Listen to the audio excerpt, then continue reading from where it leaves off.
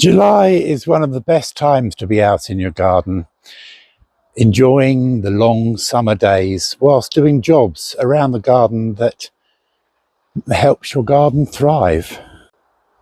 Whether it's deadheading, weeding, finding those self-seeded weeds that keep popping up and arriving without it notice, trimming them down, watering, various bits and pieces. We'll go through them all so that you can see what you can do around your garden in this month. In this episode, what we're going to do is give you the top July garden tasks. So it's time to roll up your sleeves and get dug in.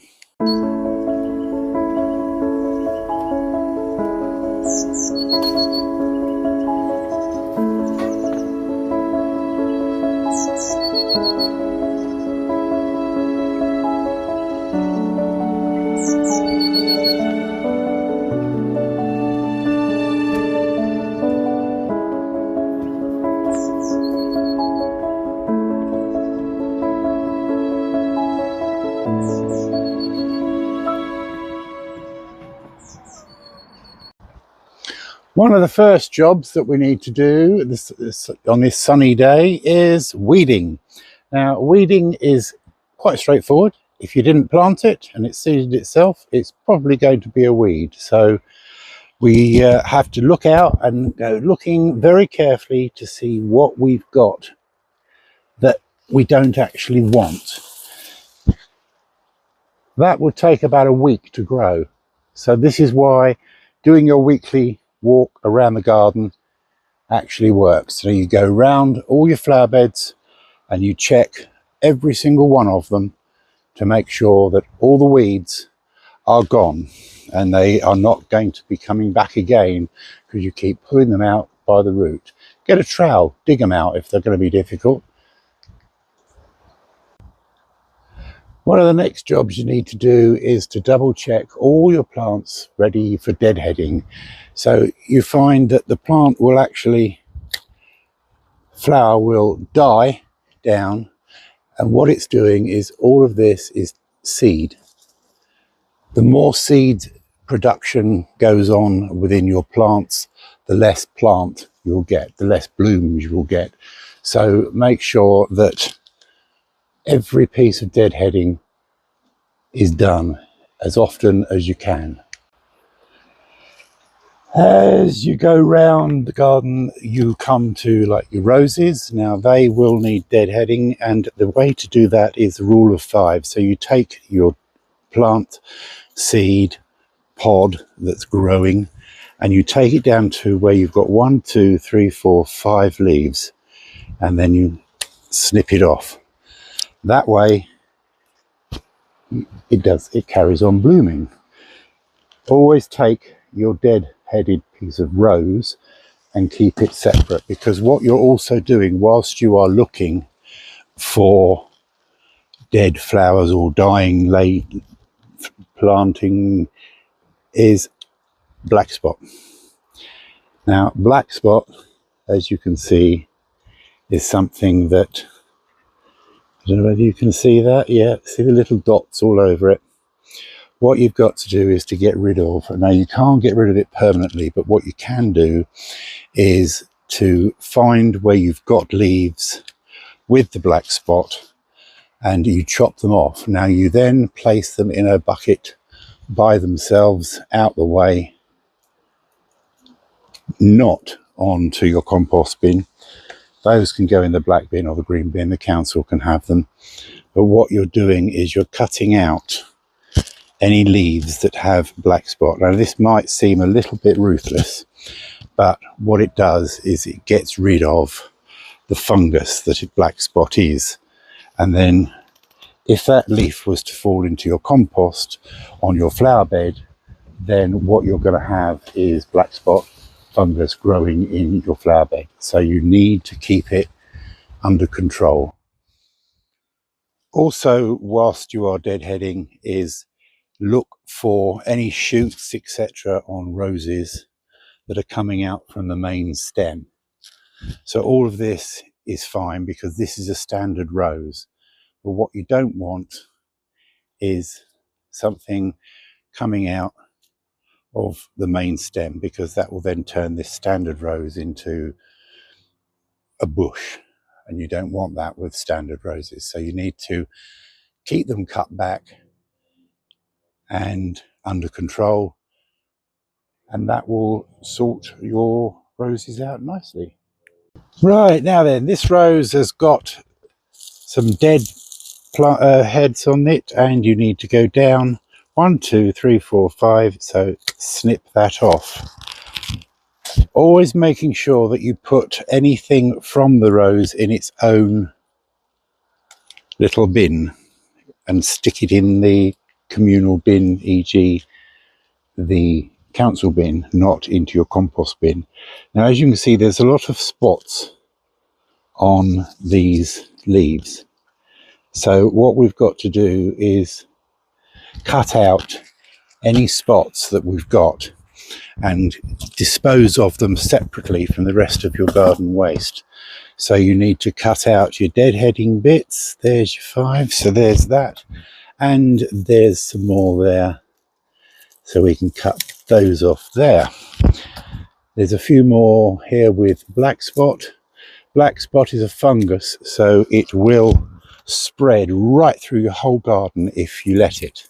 So try and keep the leaves that have got the black spot separate. As I've said, keep them in a bucket, give them to the council, they can sort them out, put them in your green bin. It looks a bit ruthless because basically you end up with quite a few bits and pieces where there's gaps on a rose.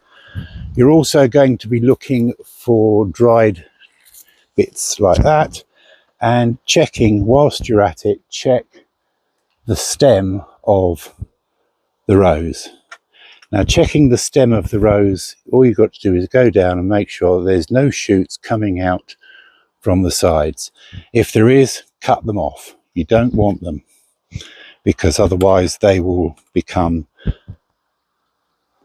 live and you will end up with a tree or a big bush.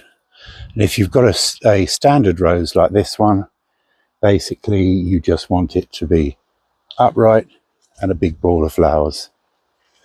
So make sure you've got no leaves that have got black spot on them, and remove all the dying heads.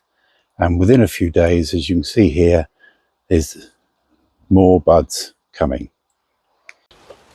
There's nothing difficult about deadheading. All you've got to do is to find where the flower has decided it's had enough and it's given up, and you're taking it out. That is a seed pod, so we need to keep that into the compost. It doesn't need to go anywhere special. Done, done, done. And you go right through all your plants right around the garden. So it is something that will take a little bit of time, so you need to keep on top of it so that you don't have to worry about needing to deadhead more than every other day. Something else that needs deadheading is clematis. Now, clematis, basically it will make a flower, it will then look good, and then it will die off and you'll get lots of little fluffy bits. Cut them back to a leaf, and what that does is it stops the clematis producing these.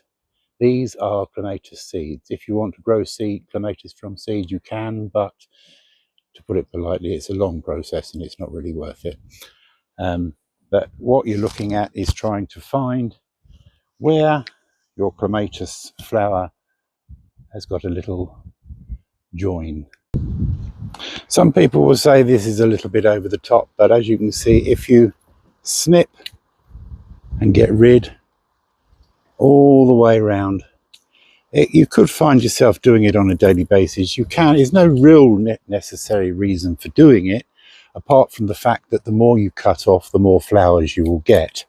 So just think, is it worth it? Do you want more of these flowers? If you do, remove the seed heads, and then you will end up, each one will then produce another seed, another flower. The next job that needs to be done around the garden, and it needs to be done every single day during July, August, and possibly June as well, right the way through. If you've got a warm sunny day, you keep it going, and that is watering. Now, we've found that the best time to do watering is in the morning. So if you've got a spare 5 minutes at 7 o'clock in the morning, then spend an hour roaming around your flower beds, watering directly, so that you can then keep your garden alive. And the reason why we do it in the morning is it doesn't evaporate. What it will then do is the water will go into the ground and stay in the ground. It doesn't evaporate. Also, the slugs and snails aren't around at that time of the morning. If you watered in the evening, yes, the water would soak in, but it would also make a nice little cozy dinner table for slugs and snails, which you don't want. So what you do is you take your water, you put it on a nice low sprinkle, and you go in to the plant. That way underneath. You don't need to water the top of the plant, you just need to water underneath. So you're going underneath the plant, right underneath, so you are not going to be drowning the leaves or anything else. You are literally just going in, watering, check it, come back out. Any pots, get them underneath, and they will appreciate it. Right underneath, so it's going directly into the ground, not all over the place. And you just keep that going right the way through.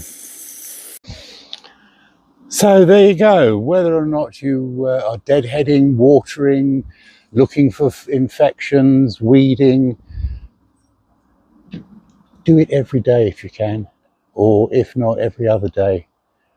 It helps your garden bloom, and you will end up with a very, very nice garden, to put it politely. So I hope this video has been of help to you. And if you liked it, if you want to know more, then pass a comment.